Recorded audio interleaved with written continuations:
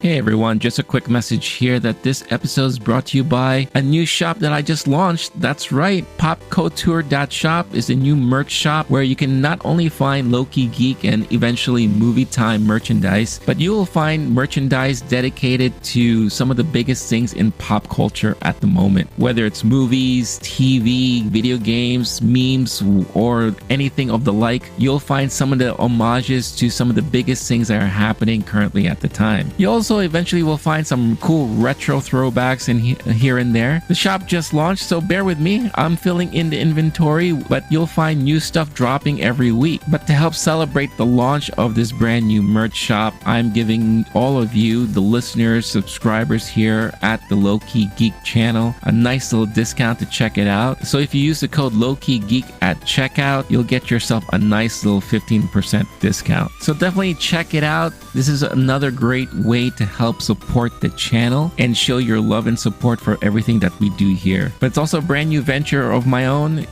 just going out into the retail market. So any support that you could throw our way would be greatly appreciated. So once again, that is Pop Couture, popculture.shop, popculture.shop, a shop for geeks who are chic.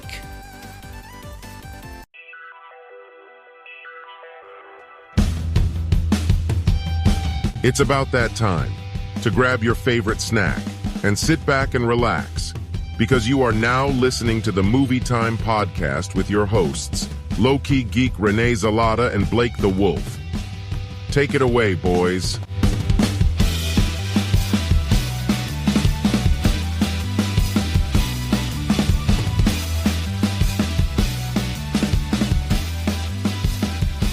Hey, what's up, everybody? Blake, I have a very important question to ask you, and this episode will be determined based on whether or not you choose to accept what I'm going to tell you or ask you. Are you ready to talk about Mission Impossible 7? I am. Okay, great. But wait, it's not actually Blake. It's been Tom Cruise. No! Well, I'm not actually Renee. I am Blake. Oh man! If you Photoshop that in later, big kudos. Oh my God, that's so much work. That's gonna be a whole other level of editing right there that I'm not anywhere near. But but yes, we are here obviously to talk about the big movie of the week, and that is Mission Impossible 7, which is Mission Impossible: Dead Reckoning Part 1. The first time a Mission Impossible has a two-parter in the series, in the whole franchise. So obviously this is going to be a momentous movie for the summer. And Blake and I were going to basically talk about our thoughts and feelings of the movie, how it kind of correlates and how it, gels with the whole franchise in general and all that good stuff. But if you don't know yet, I am Renee, Low-Key Geek. That's my buddy Blake there. What's going on, dude? Outside of all of this Mission Impossible stuff, how have you been? There are other things going on. I've been binging Mission Impossible movies leading up to this conversation. What other things could possibly be going on? Because the world has been, in my mind, about to end, or there's going to be a nuke go off, or plutonium being exchanged every single day for the last 5 days as I get through these, sometimes twice in the same day. Sure. Yeah. So I am all in on this franchise right now. I have absorbed it through just Clockwork Orange style, just keeping my eyes open, just watch them all. I can't fathom anything else being worth talking about other than the fate of the world. And the greater the suffering, the greater the peace. That's right. So I'm excited to piece through these with you. What about you, man? Yeah, no. I'm totally ready, because like you said, I don't think anything else is worthy talking about. Strikes and writers and actors and maybe the fate of Hollywood, not important right now. Right now, it's all about Mission Impossible, Ethan Hunt, Tom Cruise, summer blockbuster king. That's right, I'm calling him the king of the summer blockbuster at this point. Okay. I mean, he when he comes out, and he comes out swinging, Yep. And apparently, 2 summers in a row. And apparently he loves popcorn when he watches movies. It's all about popcorn at the movies, So yeah, how can you not, right? Love it. So before we get into all that, obviously, if you are brand new to this channel and you're seeing us or listening to us for the very first time, hello, welcome. Glad you can join us. We are the MovieTime podcast, which is a weekly movie talk review podcast where, you got two guys talk and bullshit about movies. And if you like what you see and you want to see more of this stuff, obviously, subscribe, follow, do all that nice stuff. Hit that like button on YouTube's. Hit the notification bell to get notified every time a new episode is uploaded. That's a great way to show your support. But another great way is to also comment. Join in on the conversation. Let us know your thoughts about everything that we're talking about. I know on podcast platforms you can't do that really. But again, I am still promoting this and pushing this. I would love for someone to leave a voice message on Spotify. The option is there. Just go ahead and do it because that would be like the best thing ever. And we will play it on a future episode whenever that happens. So definitely make it happen. Also, if you are in the podcast app, just go to the review 5-star thing, write a little review. It actually bumps it up. It does. And somehow our YouTube numbers are often much better than our podcast numbers. So if you are doing that or you just got the podcast app, just go do that real quick. Yeah. And show the love that way. Yeah, it really helps show the support and helps the channel grow and all that, and gets more awareness of what we do here and all that. Because obviously, we would love to build a community and have a community filled of movie lovers, cinephiles, movie nerds, all that stuff. Just having conversations about movies. Because what other better way to spend your time and talk about the things that we love and all that. So, prompt for the comments. Put a comment right now. Yeah. How do you do popcorn at the movies? No popcorn, add candy to it, extra butter. I'm honestly curious. Do you make popcorn at home? Do you microwave it? I actually do stovetop. I make it. Got kernels in there. I've got a recipe. That's right. My secret is you use what's it called? It's a powder, is it called? Wow, now I'm blanking. Protein powder, like yeast powder. And whey flavor, healthier than butter and all that stuff. Okay. But it adds like a nice little. It's got flavor to it, and it's not overwhelming. I've got this little powder. I'm not proud of this one. It's like this little butter powder that like tastes like butter, but you just put powder in it. So I add that, a little bit of salt. Just I'll eat so much popcorn that way. I make some good home popcorn, and none of you are gonna have it, but I want to know what you do. What's your popcorn situation? There's some weird ones. I've heard some wild ones, and just add that to the comments real quick. I'm sure. I mean, especially like if you go to like those dine-in theaters, because they have like some unique popcorn stuff. Like if you go to like the Alamo Draft House, they have is it the Parmesan cheese popcorn that you could buy, and it's bottomless too. So that means you get free refills on that stuff. But it's huge. It's gigantic. A big giant silver bowl they plop down right in front of you. But yeah, a question that I have too, because I have a friend who goes nuts with this stuff, is salt. How much salt do you put on your popcorn? Because that's what can ruin it. Because you can get dehydrated and kind of sick and nauseous. Exactly. Too much butter and too much salt. I'm literally not okay because I'll eat a large popcorn if it doesn't have too much of that. But you want some flavor, of course. So for me, it's basically as minimal as I can to up the flavor, but not feel it afterward, because that's what'll ruin it for me. Yeah. And then I'm going to town on the soda. And I'm having to this is a 2-hour and 42-minute movie-ish. And you got to run to the bathroom. Yeah. Which is, I have to say. Like Tom Cruise. You're just running. You're just running to the bathroom, and you have like a quick montage in your head about the whole thing. This is the first movie that I actually had to run to the bathroom. Like desperately run to the bathroom. And I've never done that in any movie in a long, long time. So, but I didn't mind it so much because one of the reasons why I'm so happy to talk about this movie now is because I've actually seen this movie already a long time ago. And I'm so happy I could actually say that because the movie's out and all that. But I saw a very early screening of this movie. I want to say back in maybe February, March. I don't remember exactly when, but... Everyone, Renee and I are actually friends, and I hate it when he does this. Oh yeah, I just happened to go see the Mission Impossible movie a few months early. Wow, Mr. Big Time. Okay, I'm glad you get to talk about it. As I just saw. Hey, I've been sitting on this for a long time, and I've been dying to talk about this movie and all that. And it's like, and then I got to see it again on Tuesday. And I'm like, you know what? They didn't change much of anything from the last time I saw it. I mean, running time is maybe, I would say, 10 minutes shorter, but that's 10 minutes only that they cut out. And I'll tell you exactly what I know they cut out mostly when we get into it here. But yeah, so let's talk about the movie in the franchise. Well, what we could do is like, how much of a fan were you of the franchise in general? Because for me, the very first one has a special place in my heart because that was one of the last movies I saw in the movie theater with my mom. She's still alive. I don't want people to think that she's dead, but she just doesn't go to movies anymore. But this was like the last time. It was so bad. She hated it so much. It ruined her whole experience. Or it was like, so good. She was like, I can't go to another movie after that. What's the point? It doesn't get better. Right. Mm-hmm. No, she really enjoyed it. She really thoroughly enjoyed it. And I think that was one of the rare moments where I realized how big of a star Tom Cruise was, because like she was just happy to see Tom Cruise in the movie. Yeah. And Jon Voight. She's very familiar with him, and Vanessa Redgrave. And she's like, oh, Vanessa was fabulous in this movie and all that. And I'm like, I don't think I know who these people are. And then I had to kind of look back and all that. But yeah, what were your thoughts about the franchise as a whole? And, both Blake and I actually did a whole rewatch.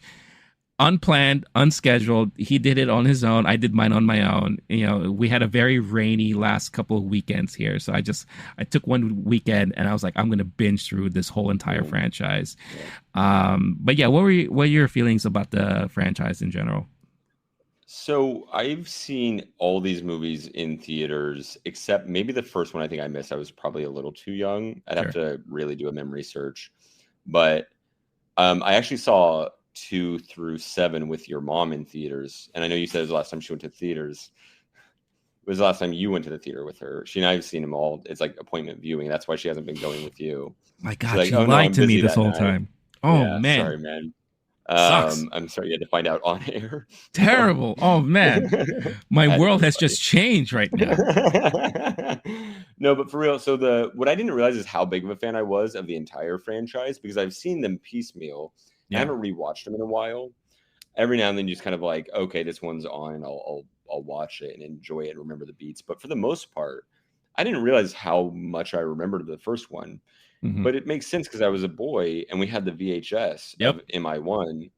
When you're young and you have a VHS or something, you watch that about 1,000 times back in the 90s. Mm-hmm. The 90s were great for watching the same movie 1,000 times. You have like 10 VHSs and they're getting burned out. Yep. And then the second one, I also remembered a lot of the beats, way more than I thought I would. After that, these are mainly movies I would have been older and seen in theaters once. But I saw them all for sure. I was surprised by that. I kept thinking like, oh, maybe there'll be one that I just missed or kind of forgot about. Because especially there were some years there where I was Mr. Cinephile and blockbusters suck, Marvel movies suck, like that attitude about things. Sure. But no, these have been appointment viewing. And I would say it's pretty similar to James Bond. Yeah. I will say these are more fun than James Bond. James Bond is cool and self-referential, and it's more like suave, and this one is more in your face. It's American with the intensity of the action.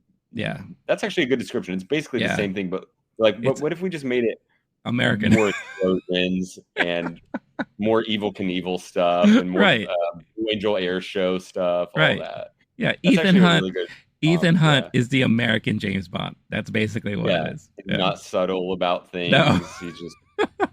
I like that. That makes sense now. Yeah. But to me, it's similar. Where even if I'm in like, I don't go see fast movies, which now I do. But even then, these are special, and to me, these are blockbusters, but they kind of transcend it in their own way. I've apparently really enjoyed the franchise, at least enough to where when I'm watching, I'm like, oh yeah, then this is going to happen. And there weren't as many surprises, which is something this movie is good at doing. Is they'll fake out the audience, or you'll think, no way is this going to happen, or is that character going to die? And that's getting context as an adult for something I hadn't seen since the 90s was cool too. Where MI1 comes on, I go, Emilio Estevez is in this movie, and I got to relive that whole trip, which I won't say in case someone's just now going to like, they love MI7, they're watching them, they're going to go back through them, but. At this point, it's way too late. It's like that's been out of the bag for a long time. Maybe Blockbuster's been backlogged and they can't get it. The rental, like Hollywood Video, all that stuff. Yeah, sorry, you have a 22-year wait for this film. But no, basically, at various points throughout the franchise, they let you know the stakes are real, and sometimes people don't come back, and that's smart to start it off. And that's happened looking back a few times. And it's one of my problems with a lot of like Marvel movies, or there's certain franchises where there aren't stakes and there's certain franchises where there are. And when the blip happened and people thought everyone really disappeared, I was going, they didn't kill half their hot actors from this franchise. Right. But then some people do die, but then they get resurrected in a new way or whatever. This is one where like there are stakes and they are actually, and you know that the main character is not going to die. Some people have theorized that he might die in the next one and it might get handed off. I don't think that's going to happen, but you know that the big bomb's not going to go off and the world won't end. But there are times where they don't succeed in the impossible mission, or it goes south, or it turns out it was a double fake or whatever. So I like that about these movies. And that's part of why I was so invested in this one, because I'm into it. And then this one, to me, as far as action goes, like these are the best ratings I've seen on a blockbuster in a long time. Yeah. I don't know. I'm sure there's some exceptions. There's some things I'm not thinking of, but any Marvel movie, other Mission Impossible, James Bonds, whatever, these Rotten Tomatoes, Metacritic, Letterboxd, these scores are really good. And same for me. So I'm going to have a lot of nice things to say about it, but that's kind of what I'm bringing into the experience before I got to the theater and had the theater experience. No, I mean, for me, like I have been a huge fan of this franchise. Like I said, the first one, very similar to you. It was a VHS that I owned, and it was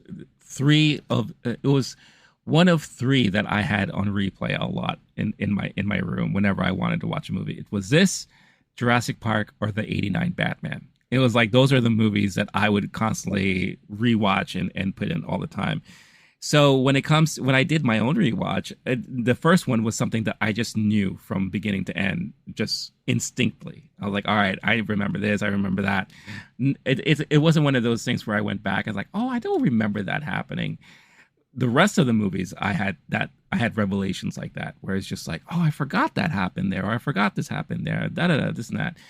But it's just such enjoyable action blockbuster type of movies, you know, and it is also one of the few franchises that started off as a pure espionage movie that really converted itself into a hybrid of espionage / crazy action blockbuster. And especially now with this recent iteration, they went full on action, you know, in your face blockbuster, and not in a bad way, not in like the Michael Bay way where it's like nothing but explosions in your face and drone shots and here and there like that. Like these were a lot of things that happened that were very grounded in a certain aspect, but also had a lot of meaning to it. Like it usually led to something, or it was an effect or cause of something that happened. But yeah, it's been one of those franchises where it's been awesome to see like the new characters get introduced, who's coming back, who's not. Obviously there's a lot of speculations about certain characters that didn't return and like why didn't they return and this and that, and we can get into that the more we talk about this movie. But going into this movie, and the first time I saw it, I didn't know that was the movie I was going to see. Because the way the screening was set up, it was kind of like a mystery summer blockbuster movie that they wanted people to check out for the first time.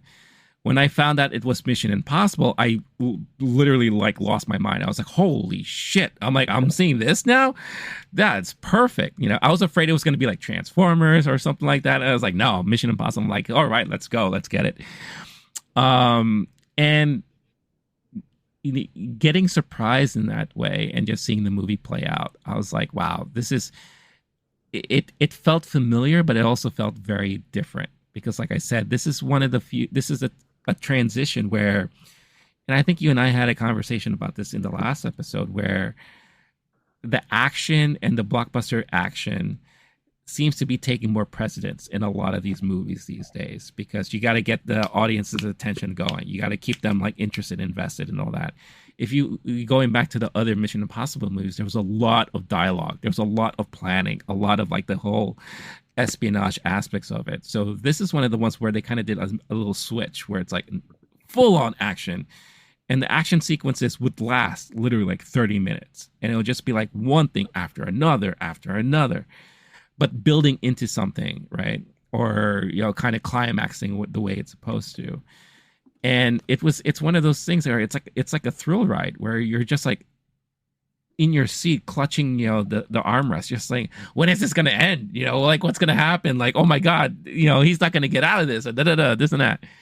And it was just so thrilling in that way. And it's interesting to see how the franchise has progressed since the first one. Because if you compare the very first one to where we are now, totally different, tone wise and everything.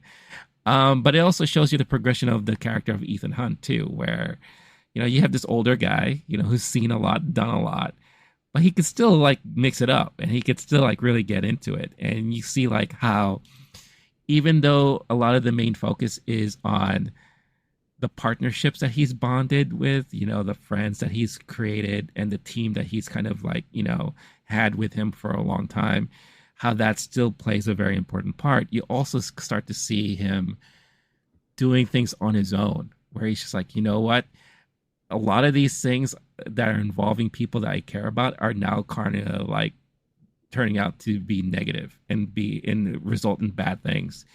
Maybe I just need to do this myself. The thing is, the closer you get to someone gets to you, the harder it is to keep them alive. Right. That's a great line from one of the movies. Yeah, absolutely. And I think this is one of the ones. Yeah, like this is loss. Mm-hmm. It's like definitely one of the ones that you kind of actually see it, and you see how it's affecting him, because basically the whole movie, it starts off with like the past haunting him and coming back, and then he has to deal with. We learn a lot about Ethan in this movie, more so than we did before, and how he kind of joined the whole IMF team, and all that. It's just like, wow, it's like, okay, we're actually learning all this stuff, and now he's kind of dealing with the repercussions of it all, and it was just such a fun ride. And seeing it for the second time, now fully finished and fully all that, it's still the same enjoyment I had from the first time around. It's just a little bit more polished, and I liked how I got to see it this time around, and it made me appreciate a lot of the action sequences a lot more, just to see how it all turned out in the end. Story wise, I do have a little some gripes here and there. I do feel like the action parts did take over too much of the movie, where the story kind of took a small backseat, where it didn't feel like a true Mission Impossible movie. But I feel like when the second one comes out, maybe things will change, and that will change my my feeling of this one. Once you see the bigger picture reveal, like once the whole thing ends out and concludes and all that. So that's my initial thoughts and all that. What were your feelings and thoughts about the movie as you were watching it and all that? Well, in a two-parter, normally the first part is the one that has more plot and build up, or like, although there's that problem where a lot of superhero movies for years, where the first hour and a half was like, how did they get this way? It's like set up. The last half hour was them trying out their new powers. It was like, I just wanted to see the powers. That's all. Yeah. This one didn't have that problem, and I think it'd be interesting if it flipped it. But I could kind of see more context, maybe flashbacks to when he was younger. I'm not sure about that, but like I could see some more story in the next one. I could also see it be 2-hour mission underwater or something. The way it ends, like, we're doing it. Yeah. I think on this one, the bad guy I actually found very compelling. I know some people were like a little confused by it or questioning like how authentic it felt. Yeah. There's always something kind of silly about these movies, and there's something kind of self-aware about them. They feel like the Fast movies in a certain way, to where it's just like action for action's sake, but there's something more clever about the writing of them and how it's set up. And it's less like, just a kid playing with cars and be like, all right, now you're going to fly to the moon. Now you're going to go underwater, whatever. There's a lot more. It's more densely set up. And they're kind of funny, but they're also taking themselves seriously at the same time. Yeah. I really like the bad guy. I didn't love how the bad guy was personified with a couple of the villains, but now the name is Palm Clementov. Is that the actress's name? Clementieff, I guess. Yeah. Okay. Yeah. Amazing. Oh my God, she was so good. Baddies in any Hollywood villain history. Yeah. Like right up there with it. Like I'm gonna remember that character the same way I remember Jaws, Odd Job, etc. like classic, legendary, amazing. Every time we're on screen, Buddy and I was like high five, like, what is this happening? The other actor, she's so badass too, because like we've been so used to seeing her as Mantis from Guardians of the Galaxy. It's so nice to finally see her, you know, outside of that character and outside of the whole crazy prosthetic makeup and all that, and just seeing her be her. And she's such a badass in this movie. So good. You're enough of a Guardians fan. I wouldn't be. I'm not shocked that you knew about that. I did not know until I looked her up afterward that was Mantis. I was like, yeah, because also this was the makeup and everything was very different than anything I've seen her in before.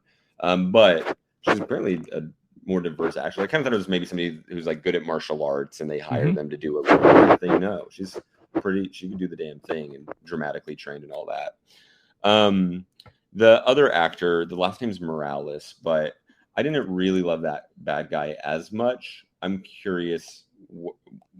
I want more there. Yeah. And I also am curious more on the backstory because it was interesting. Kind of out of the blue, you just hear, oh, here's Ethan Hunt's canon event, and here's what happened. And it kind of made sense, and it wasn't very colored in.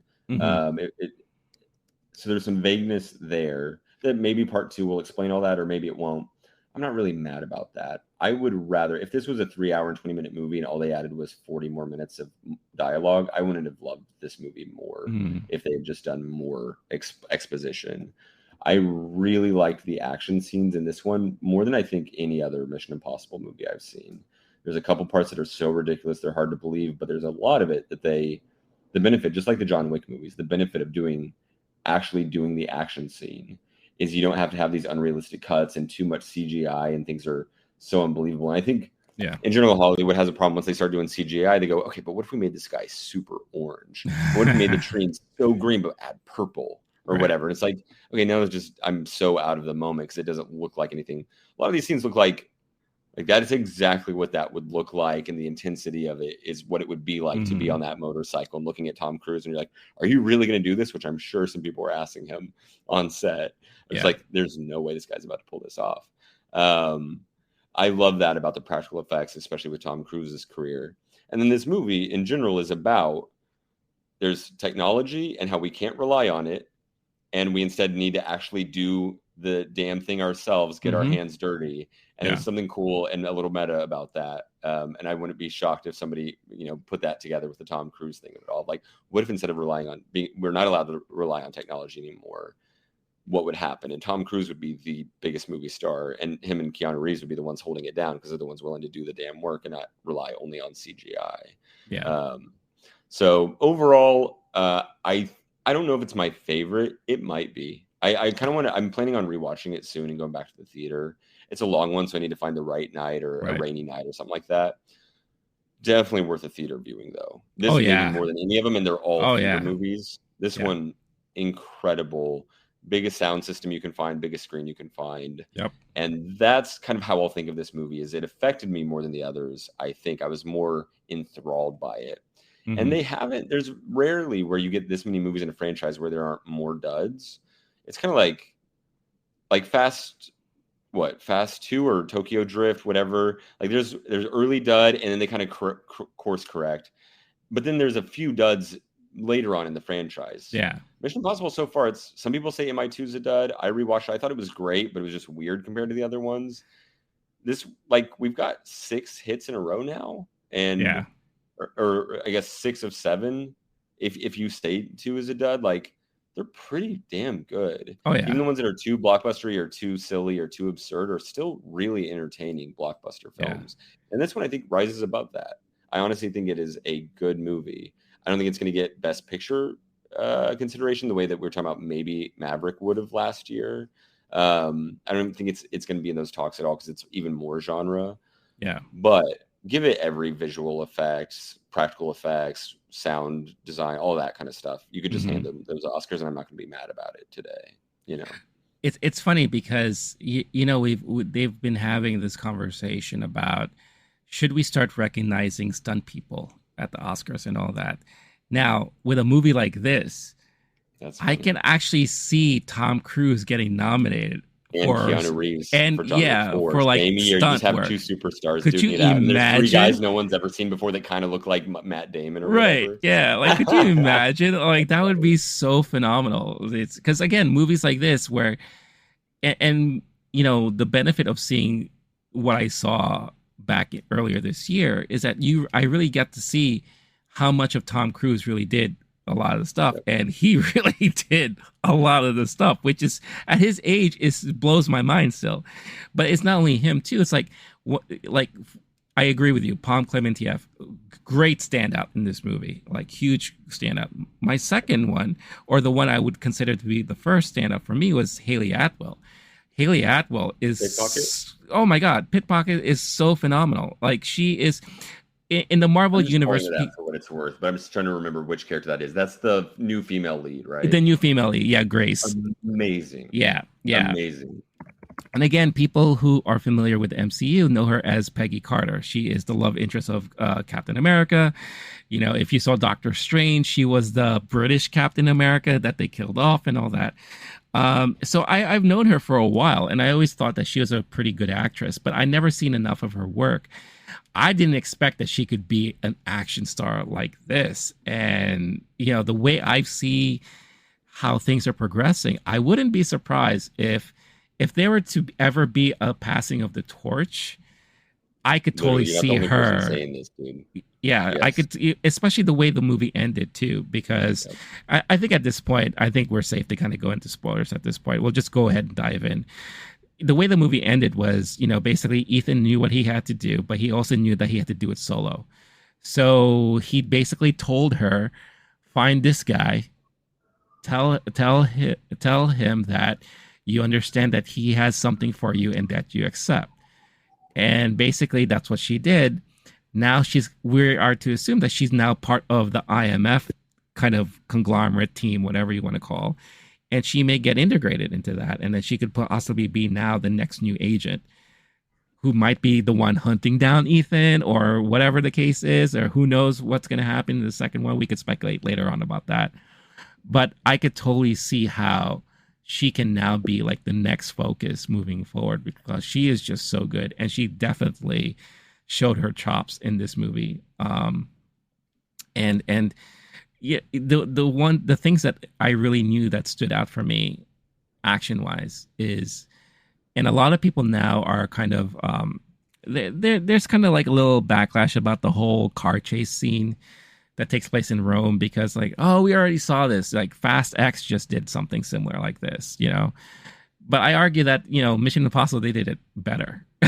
You know, it was, and seeing what I saw, you know, Tom and Haley were in the car like maybe 90% of the time that this was all happening. They weren't driving, obviously, because they had a stunt driver behind them, which is so fascinating to see, where it's this guy behind them kind of elevated so he could see everything. And there's like a cutout for where the camera's going to be and where he is. And obviously they kind of, you know, green screen all that later on, and they kind of, you know, digitally erase it. But basically, this dude is driving like recklessly and doing all these stunts while they're in the car acting it out as if they're the ones doing it. So this is all really happening like live as they're filming everything. And that was fascinating. And then the train scene, the train sequence, you know, when they're trying to escape the falling train. In the cut I saw, that's where the extra 10 minutes was, because that was actually much longer. Whoa. Yeah. Huh. Yeah. Wow. It was totally much longer. Yeah. It was more intensive. Like, yeah. More. Yeah.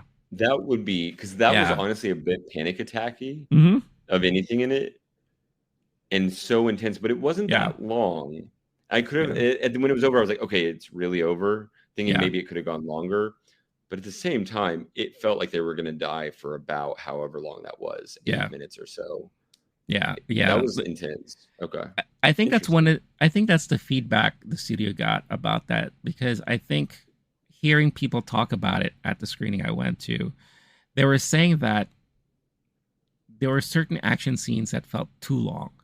And I think a lot of them were complaining that the train scene was a bit too long, because literally it's already long as hell. I want to time it next time I go back, but when you go start from the motorcycle to the train, but if you include him chasing the train with the motorcycle, we might be at 45 minutes. We might be more, like closer to an hour, because that is a chunk of the movie. And then there's action happening on the train, and somebody gets, has a negotiation on the train, then they cut back to the motorcycle or whatever. You miss Tom Cruise for a little bit, and then he pops in. But still, if you include, like, if the train is that moment, it's not like they do flashbacks or anything. It's just that train's going. Yeah. Maybe I'm going to say 45 minutes to an hour if I had to guess. But it was so intense too, I lost track of time. Yeah, I won't be surprised. So that right before they started that whole sequence, that's when I ran to the bathroom because I knew that was coming. So I'm like, all right, I have to go because I know I don't want to miss this, right? Because this is going to be like the climax of the movie right here. Yeah. So I went during the scene where they were kind of having the plan, the discussion about the train, like this is what we're gonna do, this and that, and Haley's like, what, you're gonna do that and do what? And right before they got into the whole, you see him now on the motorcycle going through the woods and everything, like that's when I took my break. But yeah, I won't be surprised if it was really that long. But I'm also I'm glad that they did cut out some of the inside train sequences, especially like I said, when the train is like falling off because the bridge was blown up. There was so much more of just seeing Tom Cruise and Haley Atwell jumping from side to side, climbing. Was there more and train cars, or was it just longer in each car? It's longer in each car, much longer. That makes sense. Yeah, I was like, how many levels? Because it felt like a video game. Like now you have to figure out how to get past the piano. Totally, 100%. Yeah, you like that was like cool, but I would have liked to see more cars, but I'm not sure I could have handled it, each one being longer. And there's a couple moments I go like, oh, he jumped real fast, like he just went boom boom kind of thing. But also, what are we gonna do? Literally, like it's gonna be fine. Like no one wants to actually see that. No, it gets me the Sports Center highlights of the train sequence. That's essentially what we got. Right. Yeah, because it gets to the point where it's just like, all right, like this is like enough. Like this is too much happening to an individual or two people. Like it shouldn't be this way. Like the kitchen car was much longer in the original cut that I saw. Okay. And like to the point where we saw the explosion, but there was a build up to that explosion. Like, and you're seeing them trying to figure out, like, can we shut off the fire? No, we can't. And then they're like, it's all that stuff. No. And then because that was a favorite, but it was also one of the more daunting ones because I'm like, your feet are covered in grease, hot grease. There's a fire and grease. Like, get out. And then they're jumping and running. And like, wipe your shoes off at some point. Right. I had greasy shoes. No, I slipped immediately. Okay. But you don't need to get into the actual logistics of the whole thing. Like, what if we took this tray of ice and then added it to a gun or whatever? Yeah. Okay. It was a bit too much, and the piano car was also it's longer too, as they're trying to figure out how to get out of that situation, because leading up into the point where they figured out that the piano was about to collapse on them definitely took much longer than what we got here in the final cut. So again, I'm glad they cut these things shorter because it moved the pacing was improved because of all that. But the story beats were all the same. I think one thing that they did that I appreciated more was that it was a little bit more clear in the beginning as to who this person that Ethan knew that got shot by the main villain that we later on see that pops up, right? S.I. Morales, who plays Gabriel, the main villain. At first I was confused, like, is this lady the pickpocket person now, or was it someone similar? Or because they kind of look the same, so it was like a little confusing. But they definitely clarified it more so in this final cut, which I appreciated, because that was one thing I was very confused about. And I remember, they give you your survey and they ask you, what are some of the things you didn't like? I'm like, I don't know who the hell that lady was in the beginning.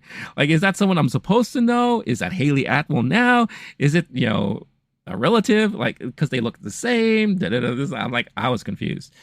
So I definitely felt like they clarified that a whole bunch. But to touch base on the villain himself, like, I feel like he's going to be realized more so, I think, in the second one, because I feel like there's still more there. Yeah. Because I feel like we were missing some things here. And he was very robotic too. Like he was so busy following everything the AI was telling him and kind of like foreseeing him to do that you didn't really feel like he had his own personality at all. He was just kind of like a vessel, right?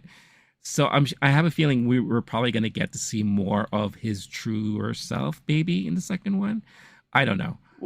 What blows my mind is, I don't know if you heard, but Nicholas Hoult was originally cast in that role. Yeah. I could see. Here's my theory. One, I literally was talking to someone and they were joking like Nicholas Hoult could be Tom Cruise's kid. And if you look at him side by side, there's some weird version where instead of it being the backstory of his tormentor, it's actually like, oh, they got a kid from somebody or whatever, and they do some Indiana Jones kind of like retcon a kid in there. I don't think that would have been it. My gut, and I'm gonna speak crassly because it's just like the way that people talk about AI and computers, and I'm not trying to further a stereotype, but if you want to look at like someone who says like they're on the spectrum or something like that, if you wanted to find someone who was more of like an automaton personality or more just logic based, and they are essentially like the human avatar of the computer program, I could see a Nicholas Hoult working really well, or someone who isn't showing big emotions, low emotions, high emotions, whatever. So I could almost, I'm just saying, like, I could see a writer's room where they're like, that's the kind of acting that we want to get for this role. I don't know if it really works if you don't explain why, and maybe the second one will. Yeah.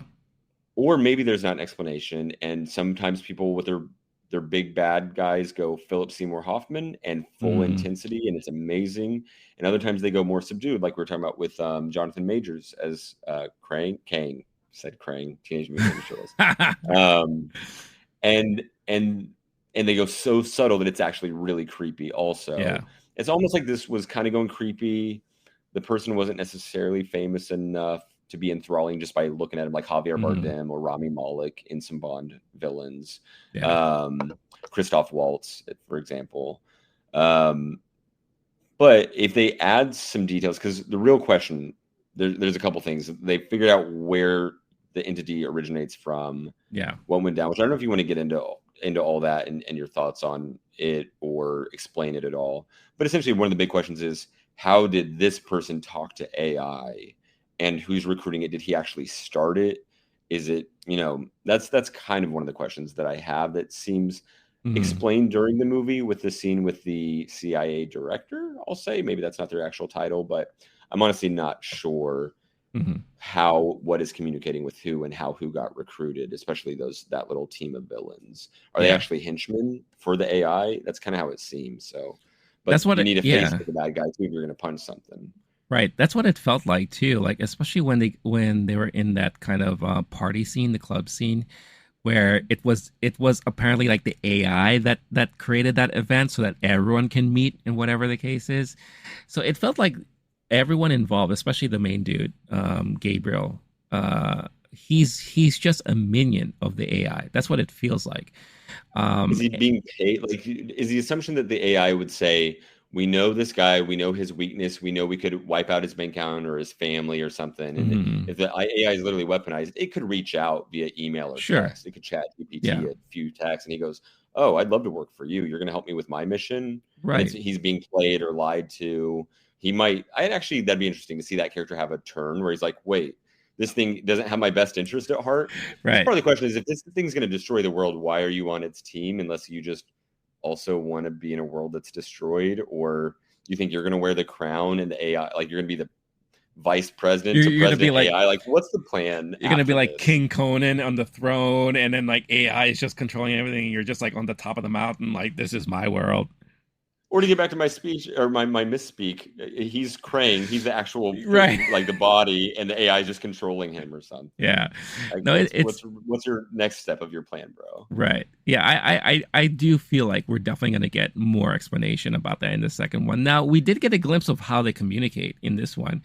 If you remember, on the train sequence, when Palm Clementieff kind of goes on there and like gets him out of this whatever luggage he's in. He's like lying down in this thing, and he has this big electronic mask on, and you can hear like the electronic blurbs and all that. It's like his face is like, Oh, like he's been in. That's what that was. Yeah, he's like in the virtual reality or something like that, where the AI was like communicating with him or I thought it was something. like a sleep mask or something to make it less tormented that he's been hiding in a suitcase in a trunk or whatever.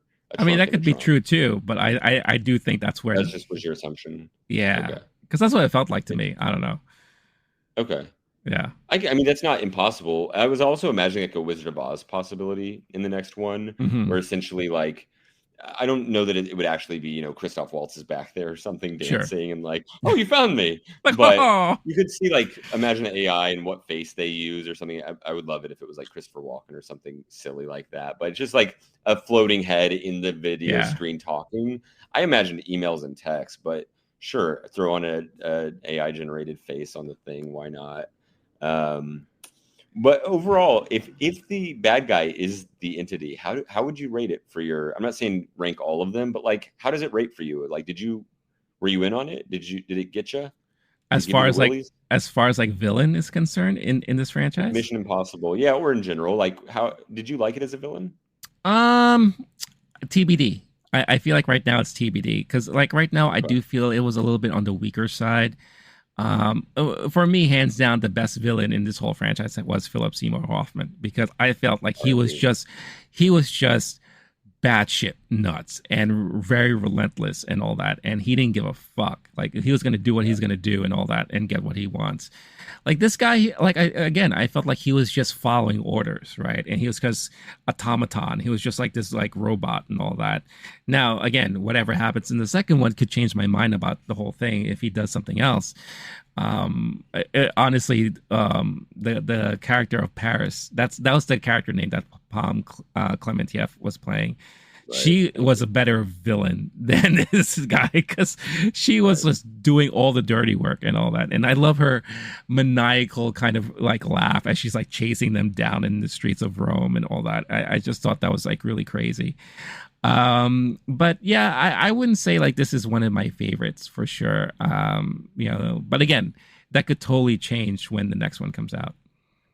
I think part of the problem, Bond villains, they go very absurd. They look monstrous sometimes.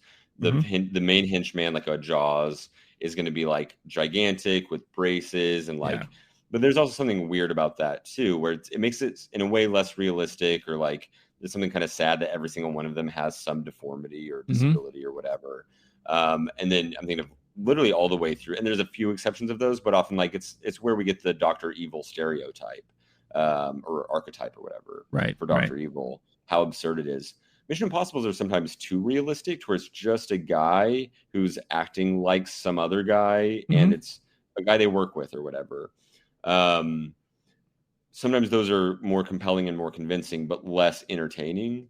I was actually really into the AI one because part of it, my imagination was activated, and there were times I'd go, "Oh, this is possible." If someone thought, and if they're not aware of like where we're at with AI and where we might be in 5 years, 10 years, they might think it's absurd. It will sound really dumb to like my mom or grandma. They're gonna be like, "Well, that doesn't make any sense. How would a text message set off a nuclear bomb? That's insane. Right. Where would the man on the other end be?" But one of the scenes where it got me, when the CIA was retyping their digital files. Oh, paper, yeah. I was like, oh, right. Everything is screwed. Yep. Where when Simon Pegg is in a Tesla, I go, bro, get out the Tesla. That's screwed. Like if things are able to communicate to each other and this thing can transmit from one to another, you could ruin everything and no one's pressing a damn button anywhere. There's no bad guy. And, we just got to go get the guy who's making the computers. That's one of the weird things about like there's a camera system that can monitor every security camera in the world, but you have to have eyeballs on all of those, or the AI you're going through video after video. But nowadays you could just have the AI doing all of that, and that the additional element. Now we have to go more into practical effects, and Tom Cruise really has to go, well, can't use any of our normal systems, can't communicate with anyone. We've got 5 people in this room we trust, and one of them's new. And guys, I don't know, and they're like drawing out the plan again, like the old days. Right. I thought that was really compelling.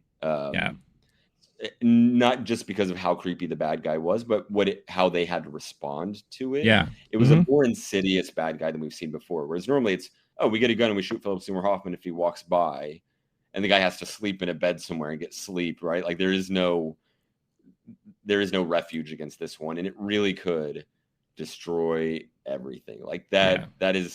That's like one of those a doomsday person is going to be worried about that with where we're at in AI, and there's conversations about that since ChatGPT's taken off. Sure. on a higher note of like, should we be more careful and worried about that? This is kind of what that might actually look like in reality. Which is brilliant too, because obviously the script was done way before all this stuff started like coming into fruition, right? So you could kind of see that this is exactly where things were leading to, and people are aware of that. And this is like an example of like, well, this could possibly happen if we aren't careful and all that. And I do agree with you. It does add a certain level of intrigue and difference in this movie, because in essence, it's a faceless villain. It's like it's something that is just there, that has the possibility to do so many things, but we can't predict it. We don't know when it's going to happen, and we can't trust anything because we are so reliant now on everything that it can touch. So I do like the fact that, yeah, they had to explain that, oh, we have to go now analog. And then you had like Kittredge and all that. By the way, how awesome was it to see Kittredge come back from the first movie, and just seeing him and Ethan face to face again, and you could see there's still bad blood there and all that.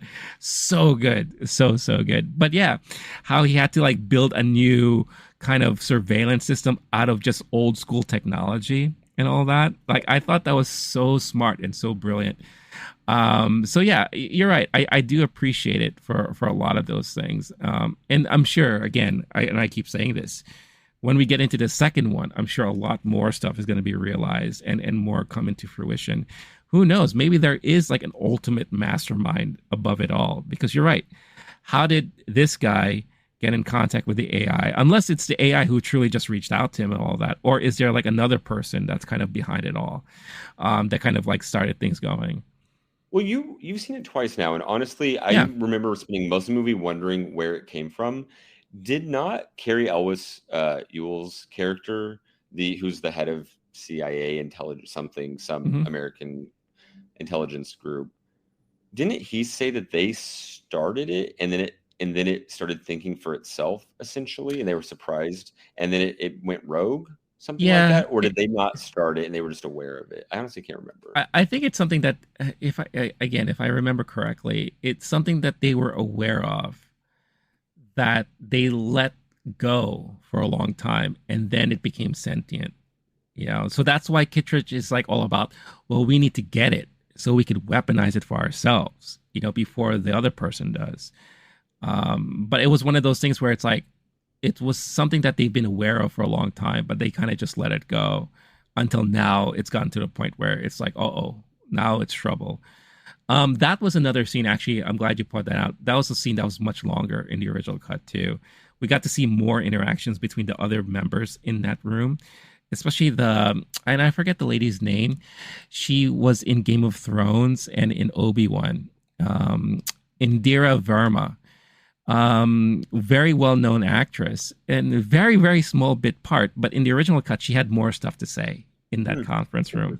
So I was a little bit disappointed about that, but I think it's also one of those things where you got to get this, you got to keep it moving, right? In order to not lose people.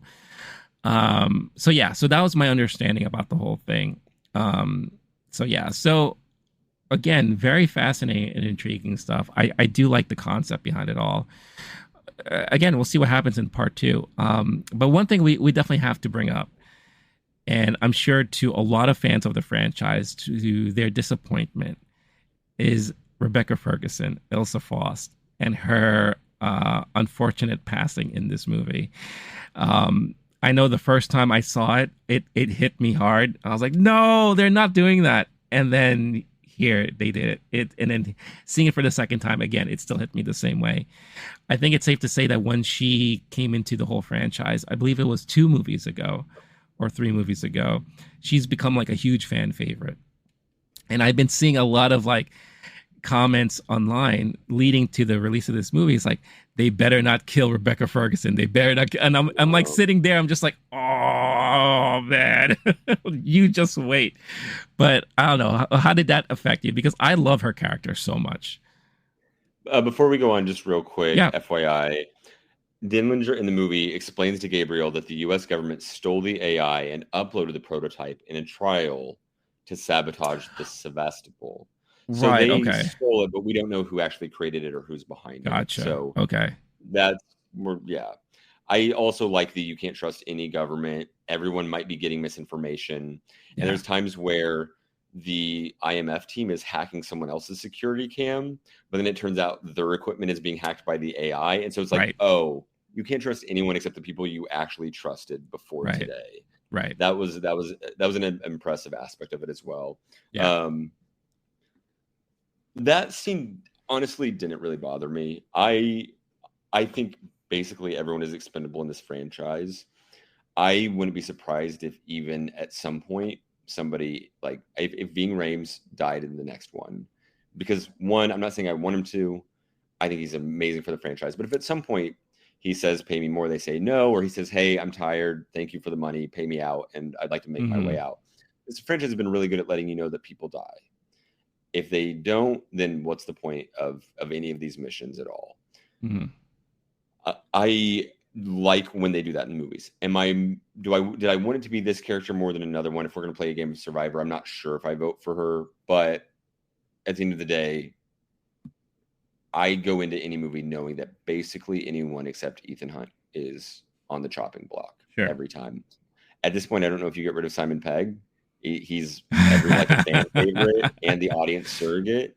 Yeah. At this, and they had that role in early. That was a fun thing rewatching him. The Simon Pegg character, that role was there in earlier movies, but it wasn't the same guy, right? It wasn't the same character even. Yeah. But then they get Simon Pegg, and he's in every one after that because he's a scene stealer, and he's kind of just counterbalances Tom Cruise's character, so there's no real, competition. Dwayne the Rock Johnson and Vin Diesel problem or whatever. Weird energy. It's a perfect compliment. I think he and Ethan Hunt are the only characters I would be actually bothered if they killed off. Am I saying I wanted her to die? No, not at all. But it makes the movie more affecting, and the fact that it was affecting kind of makes you think like you don't want her to die, and that's part of what makes it work. But that makes it a more impactful and, in my mind, more successful film and more successful franchise overall because of scenes like that. Yeah, no, I totally agree. I think it's just it shows you the testament of how strong of a character she was when you have people kind of affected that way, or like kind of saying like they better not kill her off, because again, she has become such a huge favorite. And I think it also goes to the whole thing about at the end of the day, Ethan has always wanted to be, or at least have somewhat of a normalcy to his life, right? We saw that, and again, it's great watching all of these movies recently, seeing how he really tried to formulate a life for himself outside of the agency. He tried to get married, and then that didn't work out, and then he tried to still do, now he had to like protect his ex-wife because now she is a target. It's kind of like the whole Spider-Man situation where it's like, be careful when your identity goes out there because now everyone you love is going to be a target. And, Ethan was kind of like a victim to that. Now, when you introduced Elsa, she is another kind of agency person, right? From a different agency, does the same stuff that he does. So in a way, they're kind of on the same playing field, and they know and understand their risks more. So I could see that being very much more of a romantic relationship possibility for Ethan, because it's like, well, I know you understand what the life I live, and I understand the life you live, and we could kind of understand that, and we could kind of work with that. And you see it too, where it's like there's a scene here in this movie where they're all plotting and trying to figure out the whole situation with getting the key and all that. And they're in Venice, right? And, Ethan's on the balcony and she's there. And she's like, this is the first time I've been in Venice.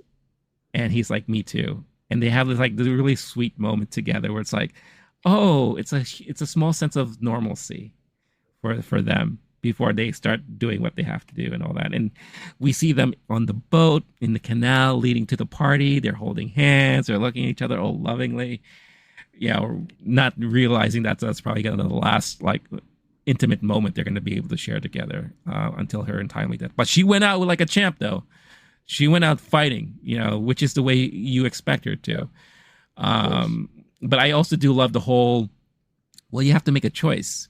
You save her, then this is going to happen. You save her, and then this is going to happen. So what's it going to be, dude? And you're going to be like, what the fuck?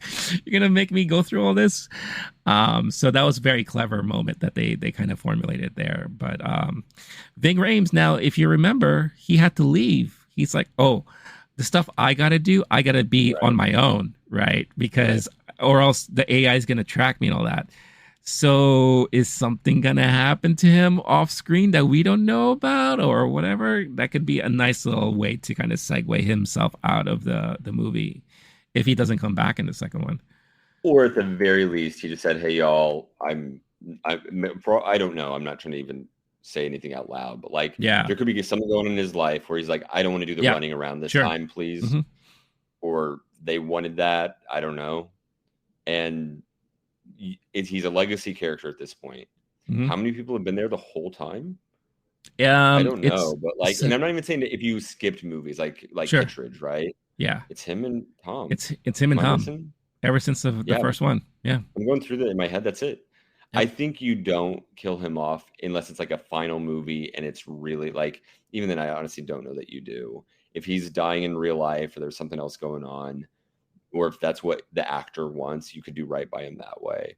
Yeah. But I don't think you in any way willy-nilly get rid of that guy.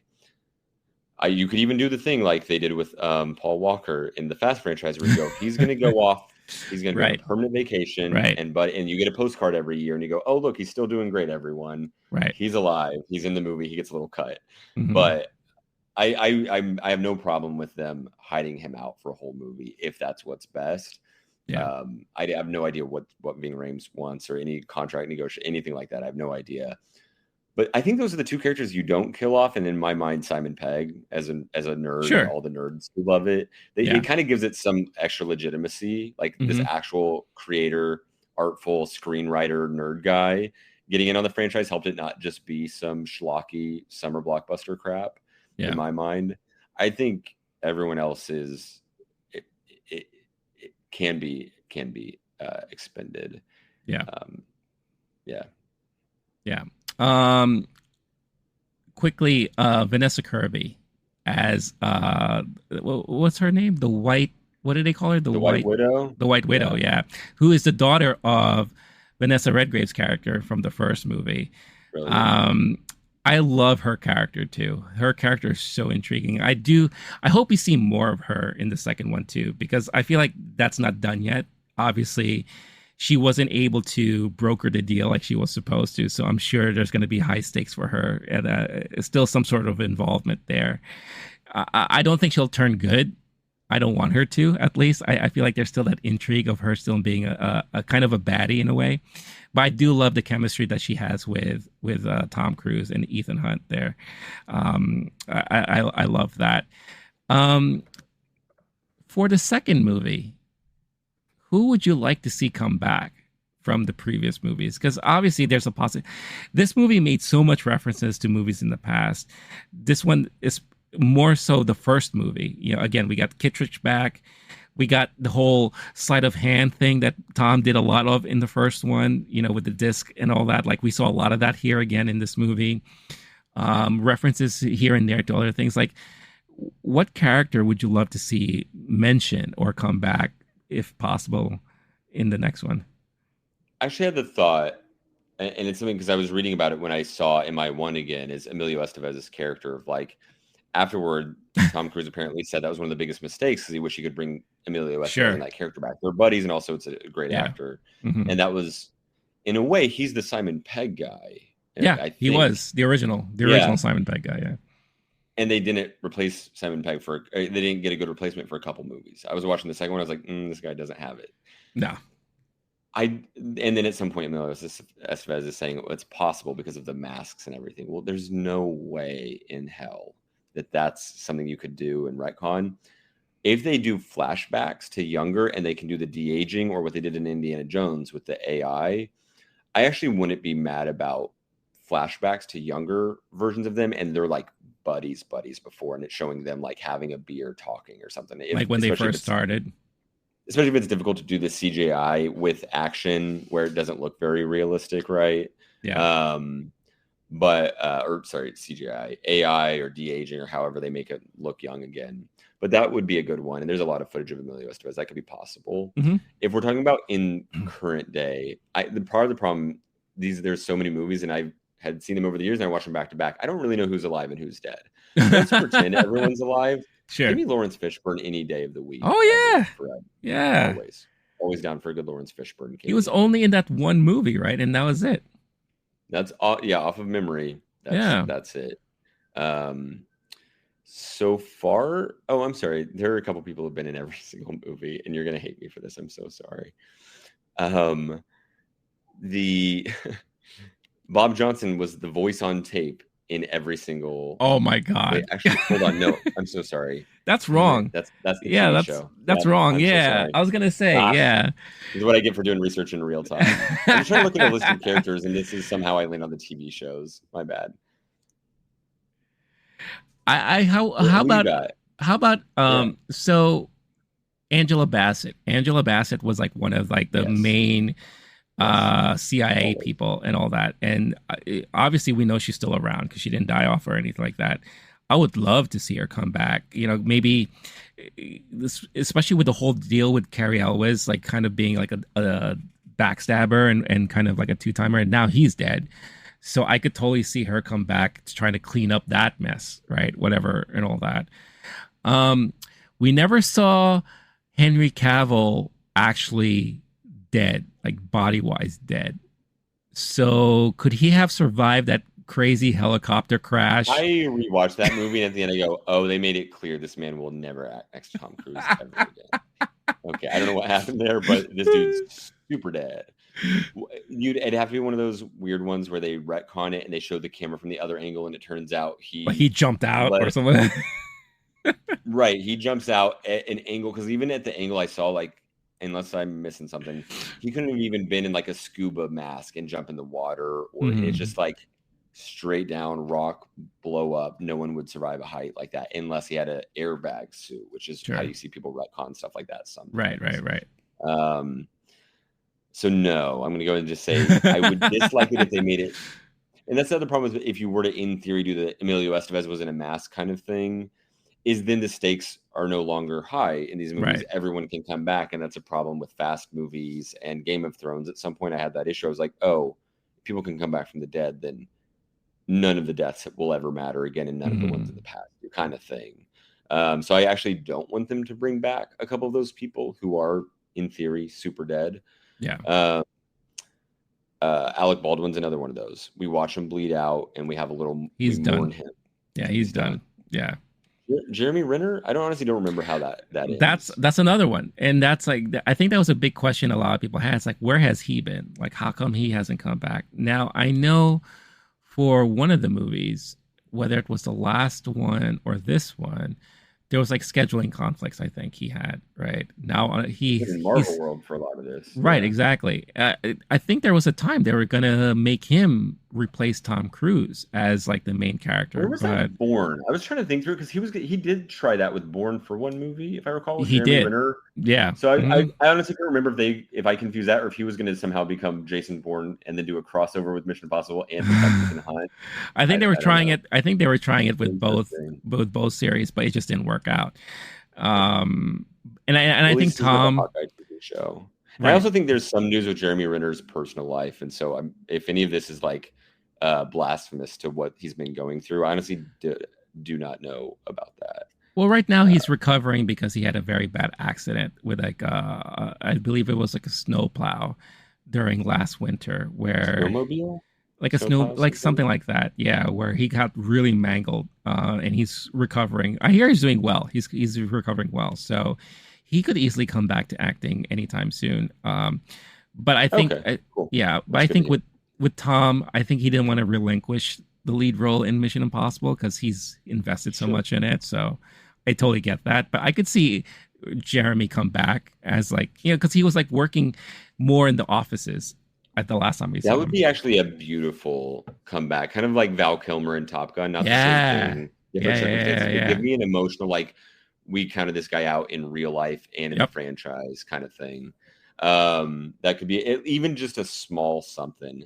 Have him walk back, and he even, like my last article I'm seeing, he was using a cane. Have him walk in as he is and be like, "We're so glad you're back on the team." Something. A post-credit scene in MI8, right? The only other one I'm going to throw out, actually two, Maggie Q is gone. I don't remember how her character ended. No, so I'm actually glad you bring her up, because her and was it Rhys Davies? What was the other guy that was in the third one? Jonathan Rhys-Meyers. Rhys-Meyers, yeah.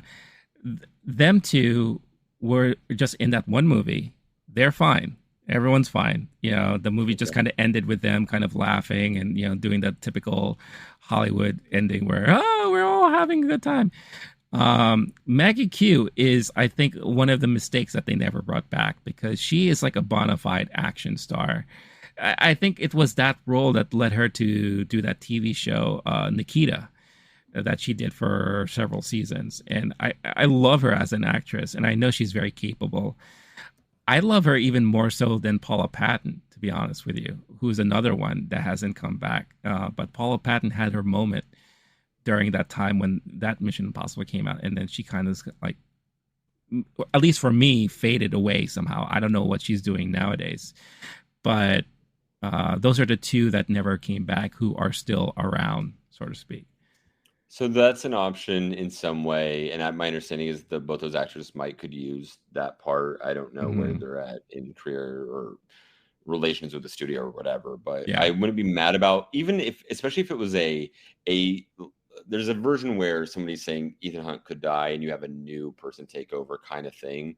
Especially if it's that, bring back Jeremy Renner, bring back Maggie Q, bring back Jonathan Rhys-Meyers, have flashbacks to Emilio Estevez, Alec Baldwin, whatever. Do your whole Star Wars. Do like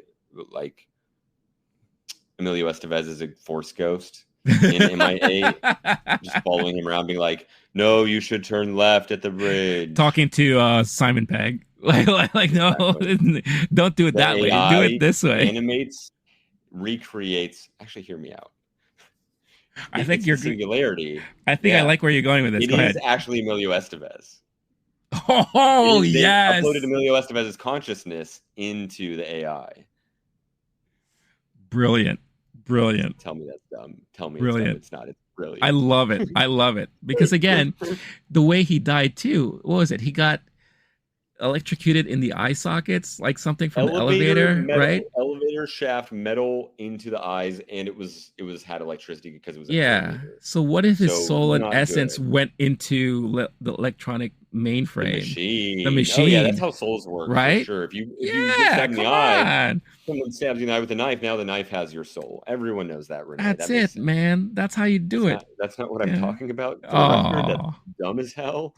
But what I said was cool, and what you said was even more badass, but just stupid. If they did that, then that would be the Fast 11 movie. If this was a Fast and Furious movie, that's how they would have explained it. But his brain is in the metal. Yeah. It's all about metal. It's all about tech geek, and before he died, he uploaded his consciousness, obviously. See? Yeah. Before that was well known. Yeah, he totally did that. Thumb drive here and there. That's why Ving Rhames had to go off site to recover it. And then we got to bring back Emilio. We got to bring back Emilio. This is for Emilio. Yeah. Exactly. And now I would love Tom Cruise to yell that when he's jumping Emilio! This is for you, Emilio. Exactly. That's the only thing that makes this franchise better. That's hilarious. Hilarious, absurd references to that character. Oh man, that'll be that'll be the epitome of the franchise. Instead of yelling Geronimo, yells Emilio. Emilio. Exactly. Yep. Shea Wiggum's character is the only one I'll say, which he will be because he's in this until the end. Yeah. Him as the American agent, and then his buddy too, who had kind of the conscience of the two of them. And Shea Wiggum was we follow orders, and they were asking these questions, which in a way they're audience surrogate as well. Asking questions like, okay, but what if we can't trust our government? Or what if we trust our government but not their sources, because their Right. source could be the bad guy, etc. And at some point they're literally having a little debate. It was cute. His little two buddies being like, well, what do you do then? You don't follow the orders? And he's like, if it's the world versus whatever, like, I'm choosing everybody. Right. If it's everybody's dead or everyone alive, I'm choosing everyone alive. What are you talking about? Right. So I would love to see those two be a little Rosencrantz and Guildenstern, just with their little philosophical musings running around the movie. But any movie is always better with Shea Wiggum. Somehow he's never been the front guy on a movie poster. Yeah. He's just had big roles and small roles, but I need to see him in everything. Every time he shows up with a gun, especially, I'm like, oh, fuck yeah, we're in good hands. Oh, hell yeah. Hell yeah. That I wouldn't be mad if that character became a recurring thing. Or maybe I don't want him to join the IMF team because he plays kind of a dummy. But if he was just a brute force guy, or if somehow you had to get rid of Luther and he became I don't know, like a weapons expert or explosions guy or something. I don't know. Which if you think about it, the team doesn't really have. You know, you have Ethan Hunt, who's like the Swiss Army knife, like he does everything, right? And then you have Simon Pegg, who's kind of like the not strategist, but he's like, he figures out how everything works technology wise. And then you have Luther, who's the code guy. He's the one that kind of deciphers things and programs things and all that. And now you have, Haley is going to be probably more on the IMF team now, like, because she's with Kittredge and all that. So you kind of need like that brute force guy, which the team has been kind of missing, which they don't really have. So that'll be really, really interesting to see there for sure. But I also love the conversation that Shea Wiggum's had with his buddy there about Ethan Hunt, you know, because it was the guy who brought up Ethan Hunt. It's like, because they're like, we always have to chase this guy down and all this and that. It's like, but what if he's doing things the right way? You know, like, what if he's doing it for the greater good and all that? Framed. Right. Yeah. And of course, Shay's like, "Wow, you're talking crazy." You know, he's like, "I hate that guy." So as we kind of close out the discussion of this, obviously the second one's going to be coming out. Hopefully, I believe it's next year, or in 2 years from now. I don't know. I mean, I think it's next year. I'm not sure though, because I think they're currently filming it off. Right. Or at least the last thing I checked on. So, yeah. So. At least it'll be nice that we don't have to wait another 5 years like we've been waiting for in between a lot of these movies in the franchise. June 2024. That might be premature, though, is my guess. I wouldn't be surprised if it gets pushed to Thanksgiving or something. Right. Just especially everything's going, and then acting, the strikes and all that. Yeah. So definitely looking forward to the second one and all that for sure. Any final thoughts on this? How would you rank? I know it might be premature, but how would you rank this among all the Mission Impossible movies? There's so many different ways to look at these. Of which one did you have the most fun at? Which is your favorite one? Which one's the best? Which one's the most influential? Which would be MI1 in its own way, and then another way MI4, because that's kind of what I'm going. It was a nice thing to do is the retrospective, going back through them. MI1 is its own Brian De Palma movie. MI2 is this John Woo bastardization of what the franchise would become. Almost killed the franchise. MI3 is more in line with MI1, and also a transition. But starting at MI4, it's really what we're doing now, the tone. The giant, I'm going to jump off of a waterfall into a helicopter. It's going to do a backflip, and then I have to land. And while I'm doing that, I'm going to decode a computer or whatever, right? Like that stuff where it's big stunts. And of those, it's my favorite. And rewatching them, I remember having my mind blown in the previous one when he's on the airplane. That felt small after seeing this one, because I actually didn't finish my marathon until the last two were after this movie. That movie, I was like, oh, this felt like the most intense action movie ever. Not after seeing this one, and then maybe because it was on a small screen too. I don't know. Yeah, but that helped in that regard. I would probably say MI1 is technically my favorite. I've seen it so many times, and it holds up more as like a whole movie, not just the action and relying on the crazy not effects, but like stunts. So, but I think this might be the most intense and funnest one. So if I want a roller coaster ride, I'll watch MI7. And if I want to have like a nice cinema experience of like a whole cohesive movie, I might watch MI1 again. I was really surprised going back through it how clever the writing is in MI1 and all throughout the franchise. And I actually had a little debate with a friend who they're trying to do those movies are dumb, but they're entertaining. I was like, they're not actually dumb. My case in point was to write the train sequence. You have to write how we got there and how you got where it's going. And there's all these moving parts on the train and on top of the train. And the world's best chess player is going to have a really hard time figuring out how you get Ethan Hunt from here to here to here to here to here. Right. And then to do it convincingly and when the stakes are that high and with the action being so amazing. Because, of course, he could have boarded the train. But no, something had to go wrong because the AI messed up their plan. Now they've got to improvise.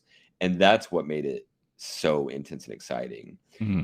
And then someone else is saying, like, how ridiculous those movies are. And I do hold them in a category above, a whole class above the Fast 10 movies or any of that real for sure. Like The Plane or Geostorm or just like the real dumb summer blockbusters, which I've loved for those too. Yeah. But these to me rise above that.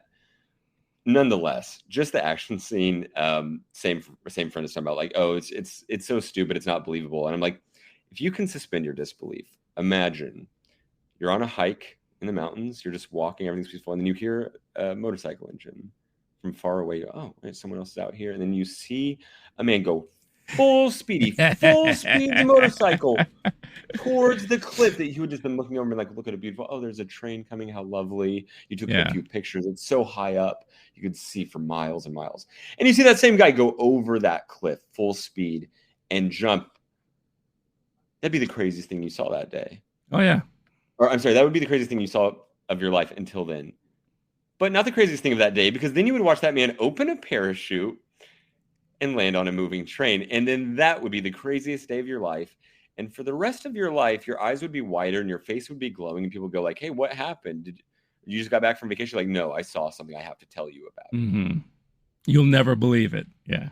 And I saw that on Tuesday, Renee. Yeah. That was my Tuesday. And I might go see the movie again tonight, and that's going to be my Friday. Are you kidding me? Yeah. Life doesn't get much better than that. Like, that is amazing. That's the level of spectacle would shake anyone to their core. Yeah. And yet that's just like a day in the life of Ethan Hunt. Hell yeah, give it to me. Yeah. And again, to also piggy off of that, like these movies are not dumb. They are smart. Like especially like when you break it down like story wise too. Don't get me wrong, the second one is dumb. I would say like the second movie is pretty dumb. Like there's no redeeming quality in that movie, to be honest with you. There's a few things where he's like the philosophical choice that actually, sorry, maybe I'm confused. Second one is Philip Seymour Hoffman or third one? No, third one. That's the third one. Yeah. Thank you. Okay, never mind. Yeah, second one is dumb. Yeah, second one. I was remembering something from that, and then I got it all. My wires crossed. But I like where you're going with this because I actually didn't mean to just say the action set pieces. The way they set the plot up. Yeah. And those things, those are chess moves as well. Mm-hmm. But please feel free to go off. Yeah, no, like just the way they formulate the story, the way that it kind of progresses from beginning to end. Like I've always been a huge fan of movies where it's kind of like the heist scenario where you see them planning everything out, you know, they play it out in their head and all that, and then you actually join them in actually doing it, right? And you see how it plays out, and it doesn't always work out 100% or whatever. Like I love seeing those things. That makes it cooler. Yeah. But also just writing out the plan, like how many times does someone be like, oh, what's our get rich quick idea, right? Or like, how would you do this thing? And then everyone has an idea and they're all kind of stupid. These people are experts at what they do. And they're essentially doing a heist. We have to get the USB drive from this guy. But in order but the problem is that guy's going to be in this town. He's going to be surrounded by this environment. And a couple of the early movies are like, it's impenetrable. And they go, well, that's what we're here for. And maybe it was this movie or maybe it was one of the last ones. But at some point they go, but that's impossible. They go, perfect. Like, like that's what we do. Yeah, exactly. Yeah. And then you have to write it to where there's improvisation happening in real time because something goes wrong. Mm-hmm. That's always makes it more fun. But just to write that plot out regardless of any of the action pieces, and saying, okay, it's like an Agatha Christie novel at some point, or like a whodunit murder mystery that's well written, because you have to get the people in the room and this, and then they're kind of retroactively explaining the thing. But I don't even know. My brain doesn't work that way. Yeah. So my mind is often blown by those. And if you are a huge fan of murder mysteries, whodunits, whatever, spy thrillers, but to my mind, these are so complex. And then there's times someone actually was someone else. They're pretending to be someone else. They got bad information. So even the audience and the characters are working with bad information the whole time. I love that aspect of this franchise. That's what makes it a smarter franchise for sure. Yeah. And I also love the fact that as an audience, they made a lot of the elements in it so believable that we kind of just accept it for what it is. Because if it was any other franchise and we saw the whole mask thing, like we would have been like, all right, come on, really? But with each movie, they help further explain like how that actually works. And if you go back and watch the other movies, they show it more and more. Like they show the device that makes it. They show how they implement it. They show like the voice, how it changes and all that, and how they have to make it work. So it made it to the point where like, oh, okay, now I kind of I accept the fact that that is something that's real within this realm of reality that we're in. Because again, like, yeah, if it was like a Fast and Furious kind of thing, we're like, oh, come on, this is horseshit. Like, there's no way this is believable and all that.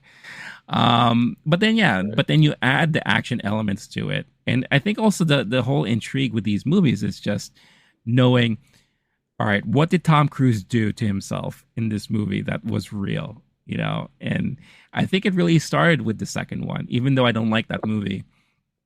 The whole knife fight scene where they had to put a real knife on suspended wires that will only stop at a certain level above his eye, and they have to film it that way. I'm just like, what are you, freaking nuts? Why would you want to do that? You know, but to get that believability in there, I'm just like, wow, you're going to go that far for your craft? I mean, and then now we see it, like, now we expect it with everything that he does after that. You know, it's just like, okay, what crazy thing is he going to do this time? You know, so.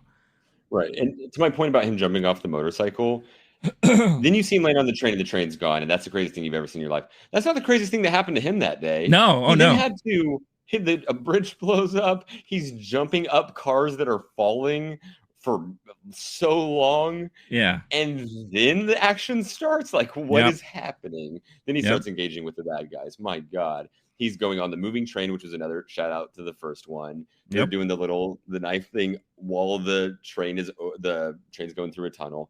Incredible. Incredible.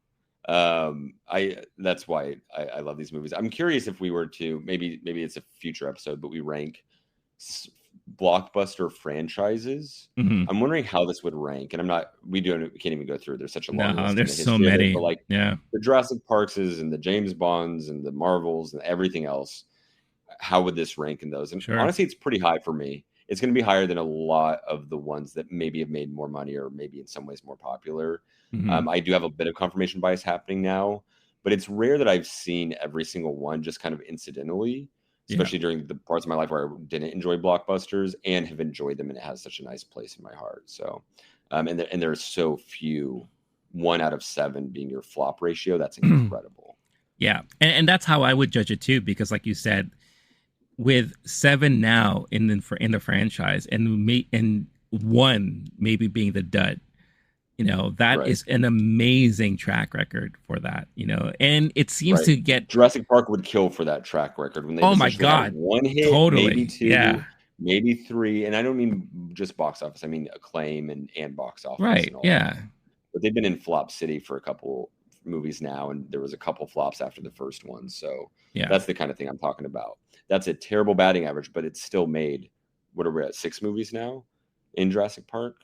I think something so. Like something like that. Anyway, that's a beloved franchise still. Nothing like you're talking about movie Jurassic Park's untouchable. It hasn't really sullied it, but damn, 1 out of 6 maybe, and this one's at 6 out of 7. That's wild. You know, it's crazy. It's nuts. And I know I didn't say it, but I think I also agree. The first one is probably going to be my all-time favorite in this franchise, just because, again, story. the way it was directed, the way everything flowed. The trivia fact that I thought was fascinating, and I had to like remind myself, is that Ethan doesn't fire a gun in that movie at all. There's no gunfight. There's like no gunfight and no really like gunfire. Like everything is all espionage, which is fantastic. And I was like, wow, that's another reason why I really appreciate that movie so much, because it didn't rely so much on like the bang bang kind of aspect to it. And then we got a lot of that stuff later on in all the other movies. I mean, let's not talk about the second one, because you went from that to the extreme in the second one, right? But yep. I do also want to shout out the third movie, the one directed by J.J. Abrams, because if it wasn't for him, he helped kind of save that franchise, because the second one was such a bad turn that it could have totally killed it, right? But then JJ comes in, and people forget JJ was actually really good at the whole action spy genre. I mean, he did Alias on TV for several years, and that was such a great hit. And he did such a great job. I actually missed that team. That's why I'm like, I keep saying missed opportunity in not bringing Maggie Q back. You know, the other dude, Jonathan Myers. Jonathan Rhys Myers, like missed opportunity and kind of like just bringing them back a little bit, you know, because that was a great team. That was a fun team that I saw working with Ethan there. But then you're right. The fourth is what helped kind of get us to where we are now with the whole mythos and the way that the tone of it all. So it'll be interesting once this part 2 comes out, hopefully next year, where we could actually do a final deep dive as to, okay, where do all of these things rank? Because I do feel like it's unfair to rank this movie right now, because it could change solely based off what we get in the next one. So yeah. And if we look at it like as a one movie, which part 1 and part 2, sure, or if it's really going to be more 2 separate movies and how we categorize that, etc. And then some of the issues we had with this movie, they could all be corrected by the next one, or exacerbated. And I have a feeling, at least the way that things are going, they've got the formula down. Same director who made Top Gun is amazing. Christopher McQuarrie, Which I hope they release next movie next year, because if you have 3 years in a row those numbers, then you're in some wild stats territory of blockbuster records and achievements, to where like, James Cameron gets the number 1 movie every 10 years, but they get the number 2-ish movie, or like they make $1 billion plus every year. That's wild. And it's all Tom Cruise too. Like to have Tom Cruise, to have Tom Cruise and this guy have like 3 hits year after year, that would be fantastic. That would be phenomenal. Right. Yep. So at the end, back, maybe Tom Cruise did it. Hell yeah, he saved Hollywood for, F you, Nolan. And AI, yeah. So at the end of the day, what was your ranking on this movie on Letterboxd? 5, the big 5. Wow. A little more realistically, I might give it 4.5. That friend who was talking shit about the franchise, I was trolling them, and I put in 5. And be like, wait, did you really like it though? And I'm like, oh, I'll show you how much I liked it. Boom. That said, 4.5 or 5, I'm gonna say for sure. I had an amazing time with 2 bros watching the movie, and we're pumping our fists, high-fiving, going like, whoa, doing that thing. If you get that reaction out of me like 8 times in your movie, that's 5. I was fully enthralled the entire time. That's awesome. Yeah. No, I gave it a 4 for me. That's good. Which is still good. Yeah. And again, I really, really thoroughly enjoyed it. I liked it a lot. And again, rating could change based off what we get in the next one and all that. But I think 4 is a solid rating for me for this movie. It was very enjoyable. And again, like I said, seeing it a second time, it made me appreciate a lot of the action scenes so much more. So just seeing the finished product. But I also have that appreciation because I saw how it looked like before, and the crazy, even better. The crazy shit that they went through. I mean, I'm just like, my God, like they really went all out on this film, and I can only imagine what they have ready and in store for us in the next one, because you got to top it, right? Each time, Tom has to top it every time. That's just his ego will not let him do anything less than that. So they don't call him Top Gun Tommy for nothing. That's right.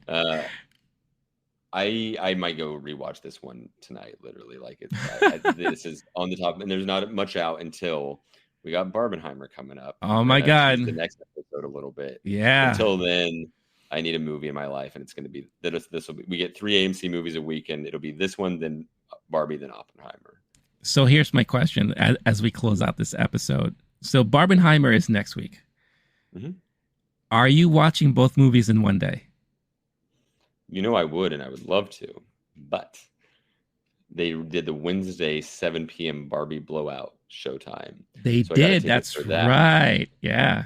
And that sold out so damn fast, and yet your boy was on it. I'm so glad I set up my notifications on my AMC app. So I literally go in, and it was like first 2 rows. Ha! Joke's on you, idiots. I choose the first row. Like, I live for that. No, I'm not kidding. Like, I go out of my way for the first row, plenty, unless I'm seeing with friends, because then they're like, oh, that's psychotic. You're a weirdo. What's wrong with you? And I'm sorry I love movies so much. I want to be wrapped up in them. I don't want to be able to see the sky. I want to be in it. Literally. Yeah. I want the movie to be the ocean, and I'm a tiny little fish swimming at the bottom. I have no problem with that. So it's like, oh, hell yeah. Same with Oppenheimer. It sold out so fast. I think I got on it a day late. And I really wanted to see it in the best theater I could. Yeah. There's still some available, but I'm going the experience they meant me to have, but not the seat. I saw an article. Christopher Nolan rates which seat to sit in for. No, he didn't. He did. Are you serious? I didn't know. Somebody's asking him, and it's like it's just an answer to an interview question or whatever. But he gives his answer, and it's essentially in the middle. I think he said 3/4 of the way down or 2/3 of the way down, something like that. But ideally, you're not in the middle. You're just kind of like looking up a little bit or whatever, or it's like right at your eye line is with the whatever. Joke on you, Christopher Nolan. I will not be seeing it where you want me to. I will be in the front row of your movie, being nuked. I will get radiation from the screen, I hope. Oh my God. I love him as a director, but there's just something about his whole geekism about the whole movie theater going experience that's just, you got to also appreciate and love too his passion for it all. But we need more of that, honestly. Yeah, there's too many people who are taking the paycheck, and this guy's like, I'll lose money because I love movie theaters so much. Is this an appropriate costume for Oppenheimer? Because I'm not gonna wear like a trench coat and a fedora. If I get a microwave and then put it around my head and then open the door up and then just have a micro, I think that the same technology, or is that not how that works? I think you should just go full on tinfoil hat, just to help protect yourself from the radiation. Why did I think of that? For the record, I did look at, you might appreciate this. I did look at Mario Babam costumes. They're not realistic enough. I don't know if you can imagine that, but they look pretty stupid on an adult who's trying to sit in a movie theater with people around him. I'm not doing that. Especially like opening night. Yeah. Sure, yeah. And they're like, sir, you can't sit because the people around you can't see. And I go and sit on the floor in front of the screen, even closer than the front row. I honestly was like, if they would let me do that, I would really sitting there like cross-legged, just like looking at like a beanbag, not even a man, just a bomb beanbag at the front of the theater. Someone kind of comes and tries to sit on me. I go, no. Like, no. Hey. Why is that beanbag talking? Yeah. Oh my God, that's hilarious. Oh, now I want to do something like that. So I know more silly dress up stuff. That's gonna be our challenges. It's what I know, we said we right? would do. Whoever loses the box office summer game is that's the true. other person gets to pick a costume for a movie in the fall. Man. Are you dressing up in pink for the blowout party? I actually don't own anything pink. I don't either. I thought about doing a Ken thing because I was looking through the Ken trailer. Their costumes are so 90s ridiculous. Sure, yeah. For the Ken characters, I'm not sure how they're set up, but if they're all Ken or some of it, whatever. But the male characters in it, I don't own anything that looks anything like that. So I'd have to go to a craft store or order. I'm not doing that. So I might do I'm wearing a polo. I might do a polo and shorts, a little beachy look or something. If you have like a sweater, you could tie it around your neck. Do like a whole preppy 90s thing. I think preppy, whatever beach look, something like that. Maybe I'll do. Yeah, but I'm not shorts, polo, and a sweater tied around your neck, like suit type of shorts, colorful. Yeah, okay.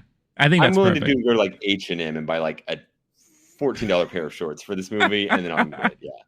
So maybe something like that. Yeah. The real one to me, which I'm excited about. I'm excited about Barbie. Don't get me wrong. Greta Gerwig, Noah Baumbach, Margot Robbie, Ryan Gosling is my dude. I've seen basically every movie he's ever been in, except the weird few that I can't. I was at like 40 something Ryan Gosling movies last I checked. It was a oh my god number. Yeah, huge fan. Oppenheimer I'm way more excited about, and then every time I see a headline, because I don't read anything about it, I'm avoiding trailers, but I just see a headline and it's like, oh, that's about, and every time it's like more excited by it, and I'm worried that I'm overhyping it. But my understanding is I don't know what to really expect. I just know that people are saying it's really intense. So I'm going to try to like meditate beforehand, clear my mind, not have anything, no expectations, let go of everything. Yeah. Except my bomb costume. That's the plan. That's like the best idea ever. That is just so fascinating. I love it. But yeah, get ready for next week, folks, because it's going to be a jam-packed major episode of Movie Time as we talk about what could potentially be two of the biggest movies of the summer, if not of the entire year. Mission Impossible aside, of course. But yeah, I'm so looking forward to it. But as you know, with all that being said, we will catch you next week then, because this ends this week's episode of Movie Time. As we say our goodbyes, Blake, where can people find you on the interwebs? Go to letterboxd.com, look up last name Wolf. That's my username, last name Wolf, no punctuation, common spelling. And you'll see in there a list called something like 90s movies where Tom Cruise is suspended in air, worried a drop of sweat will give him away. And that includes Mission Impossible 1 and The Firm. It's true in both. I kid you not. Both of them, he's sweating. And I think one, anyway, I'm not going to spoil The Firm in case you haven't seen it yet. But that's where you can find that, and where I gave Mission Impossible 7, Mission Impossible Dead Reckoning Part 1, 5 stars. Nice. And yes, do follow him in there, because I do appreciate a lot of those lists because they are quite hysterical. But yes, I am also on Letterboxd as well, obviously under the Low-Key Geek. And most importantly, YouTube, Twitter, Instagram, Threads. Are you still doing the Threads? I mean, I feel like it kind of fell off a little bit for some people, right? Like the whole threading the line, threading the needle. I wasn't tweeting before, and now I started Threads, and then 2 threads in, I just stopped. So yeah, I feel like that's a lot of people right now. To get into it, but that's how it works with a new product. You just have a bunch of people doing it, signing up, and then not necessarily sticking to it. I don't know if that means how successful it will be or whatever, but I do have a Threads account, and I'm hopeful it's successful. Yeah, and I used to tweet like wild until it went through all the issues it's had. Sure. And so there's a version where I get back to that. We'll see. Yeah, I think a lot of people are just waiting for Threads to implement some features that is sorely missing. You know, like I don't want to see posts from people I don't follow, and I feel like I'm seeing a lot of that right now, and I'm just like, who are you? Who are you? Who are you? Like that. So the search features are what I'm waiting on. Yeah, because I was trying to find an article within Threads, and that's the main reason I still use Twitter, but it's because I'm on this highway. What's the traffic like, kind of thing, or like what was that explosion in New York? It's just checking like people commenting on a current topic or the current NBA game or whatever. Right. There was some news situation that broke, and I was going to actually respond to it, but I couldn't find it, and no one I was following posted it. So right. They've even said that's part of the whole deal. They wanted to get it out there sooner, which good for them. I think it was a good move. Hey, it worked. They're going to add features. Yeah. Yeah, it worked. What, they have over like 100 million signups already and growing. Jesus. And it's just like a week, right? So that's pretty nuts. You know, good for them. And I love the battle between Zuckerberg and Musk right now. It's very comical if you follow that kind of stuff. But yeah, Threads, we're on it. So you can find us there or find me there and all that. But as always, don't forget, like, subscribe, follow, comment. We would love to hear from all of you. Let us know your thoughts on Mission Impossible Dead Reckoning Part 1, or just the franchise in general, your thoughts on it all. What are your favorites? What are your least favorites? And how do you feel this movie falls in between all of that stuff? Let us know. And this has been Movie Time. I've been Renee. That's been Blake. We will catch you next week. Stay cool, stay classy, stay safe. Peace out, y'all. Bye-bye.